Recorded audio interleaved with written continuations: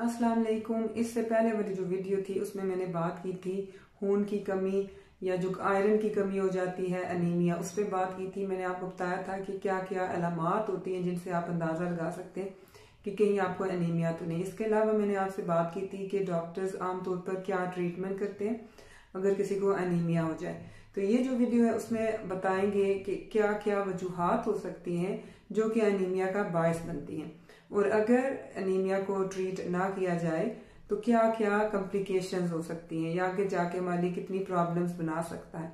और इसके साथ एंड में ये भी बात करेंगे कि क्या ऐसी ऐसी ग़िज़ाएं हैं जिनका आप इस्तेमाल करके आयरन की कमी को पूरा कर सकते हैं।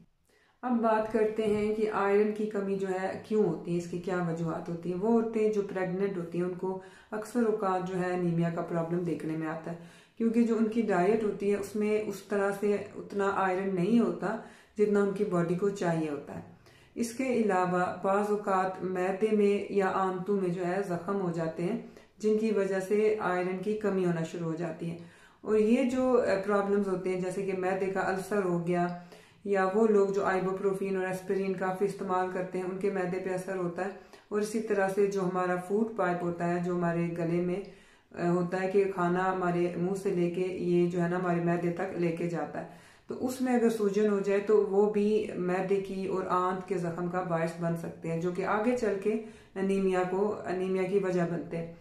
तो अब बात करते हैं कि अनीमिया को अगर हम ट्रीट नहीं करते, अगर हम अनीमिया का सही से इलाज नहीं करते और उसको इग्नोर कर देते हैं तो ये हमारे लिए कितनी प्रॉब्लम्स ला सकता है।